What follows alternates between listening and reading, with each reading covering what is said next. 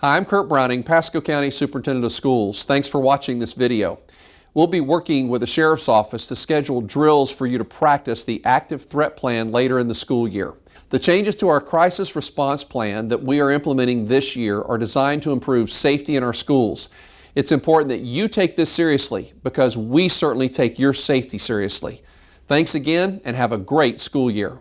Hi, I'm Pasco Sheriff Chris Nacco. Along with all law enforcement in Pasco County, your school administrators and school board, we want to work with you to make sure that you're safe. The video you're about to watch, it's not meant to scare you, but it's meant to give you information in case of the worst case scenario that could happen in your school. We want you to have the options and the ability to know what to do in those situations, but ultimately it's going to be your choice. Please watch this video, be informed, and ask questions, because we're all in this together to make sure we're all going to be safe. All of our teachers and school staff members have been trained on the new plan, the ABCs of surviving an active threat. The ABCs stand for Alert and Avoid, Barricade and Lockdown, and Counter. The goal of the plan is to provide teachers and students with options that we use to save lives and reduce injuries in the unlikely event of a violent threat at school. As you learn more about the plan, it is very important that you pay close attention. The next 7 minutes could save your life. A stands for Alert. If you see something or someone that you think is dangerous at school, you should tell your school resource officer, a teacher, or another staff member right away. Do not delay. We should always be aware of our surroundings at school and remember the phrase, see it, report it. Seeing something and reporting it is very important. But you also may become alert to a potential danger through your other senses such as hearing, touching, or smelling. For example, hearing popping noises, possible gunfires, explosions, or other things like that do not sound normal. Smelling smoke, fire, and other abnormal odors. Some other examples of things that you should always alert a school staff member about include guns, knives, and any other weapons or dangerous objects. Always report fights or suspicious activities or people anywhere on campus. If you see violence, you should notify the first available adult when safe to do so. They will use the school's intercom to make an announcement to activate the active threat plan for the entire campus. If there are no adults present, you will need to decide where is the safest place to be and remain there. If a phone is available, students in this situation should call 911 to report what they are seeing and their current location to the police. It is very important to get help on the way as soon as possible. You should always stop and listen to every announcement at school. It could be something urgent and important for your safety. All alerts must be taken seriously.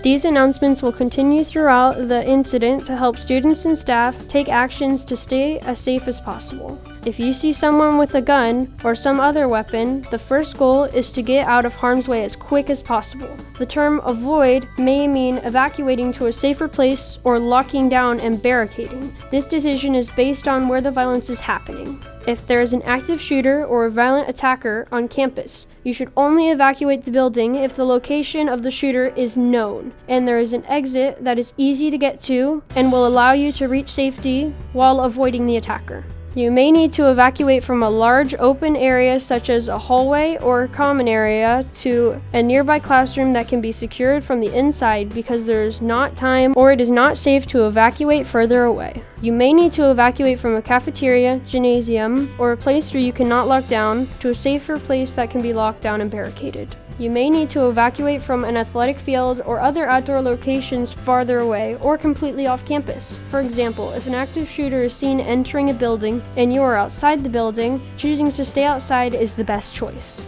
Listen to school staff and follow directions. Unlike a fire drill, if you are evacuating from a violent event, you will run. If evacuation or escape is necessary, you should try to do so by any means you can. In a life-threatening situation, any path that can get you to safety is okay. Here are some examples. Exit doors, fire doors, or emergency exits. Breaking a window and escaping through the window if it is safe to do so. Restricted areas normally only used by school staff. Punching a hole in a sheetrock wall. Here are some important tips you should remember if you have to evacuate. Leave personal belongings behind, they slow you down. Avoid elevators and escalators. Alert and take others to safety with you, but do not stay behind because others refuse to go. Call 911 when safe to do so and tell a responsible adult where you are. You will likely meet arriving police or a sheriff's deputy during an incident like this. Students and staff should display empty hands with open palms, keeping your hands up near your head, and always obey instructions of arriving police. The ultimate goal of a lockdown is to deny the attackers access to the room or location where you have locked down. At the very least, you want to slow down, deter, and distract the attacker from direct contact with you. This is why barricading is important. Barricades do not have to be complex. A good barricade can even be made in less than a minute. During a lockdown, your teacher will first lock the door and cover the windows while everyone else in the room builds a barricade as quickly as possible against the door using objects nearby. You should only use objects for the barricade. Never place your body against the door as part of the barricade. Once you have barricaded, you should not open the door for anyone.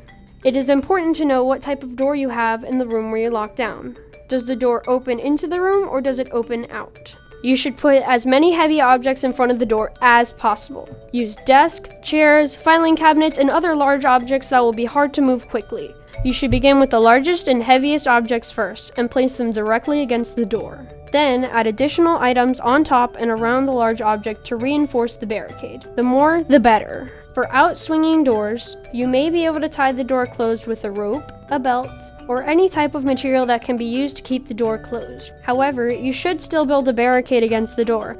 The obstacles serve as an additional barrier that can slow down or discourage the attacker from getting to you. The lights should be turned off inside the room, and all of the windows should be covered.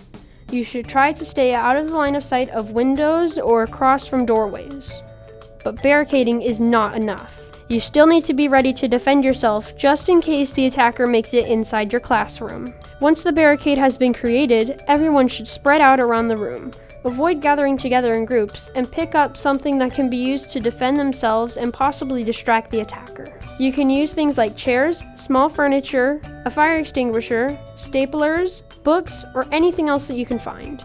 Your classrooms have plenty of useful objects inside. This strategy is called countering, and it is a last resort option of self-defense and a personal decision. We do not suggest being passive, such as lying down under a desk or hiding in the corner if an attacker makes it inside your room. It is best to take some action to defend yourself. Doing so could save your life or the lives of others. But countering will never be required of anyone.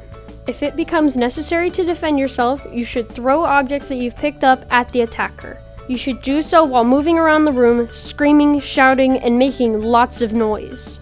You may also be able to physically overpower an attacker by working in teams to swarm him. These actions may distract the attacker's plan and put him on the defense. This may give extra seconds for police to arrive, or it may create an opportunity to run away from danger. But do not pick up or handle the weapon. Doing so could cause the police to mistake you for the aggressor. You may opt to place a trash can or a large item over the weapon and guard it until the police arrive, if safe to do so. Hi, I'm Lieutenant Ferguson with the School Resource Officer Unit. Now that you know more about our active threat plan, let's review the main points. A stands for alert and avoid. Always alert a responsible adult if you see anything dangerous or suspicious at school. Listen to all announcements and take all alerts seriously. Only evacuate the building if you know the location of the attacker and there is a clear path to your exit. Do not leave a safe place for the unknown. Evacuation means getting from an area of immediate danger to any safer place. B stands for barricade and lock down. The goal of a lockdown is to deny or delay the attacker from getting inside your room. Lock the door and cover the windows. Build a barricade as quickly as you can. For out-swinging doors, you may also be able to tie the door closed with a belt or piece of rope. Be sure to spread out around the room and pick up items you can use to defend yourself. C stands for counter. Countering is a last resort option of self-defense, and it's a personal decision. Throw the objects you have picked up at the attacker. Do so while moving around the room, screaming, shouting, and making lots of noise. You may physically be able to overcome an aggressor by working in teams to swarm him.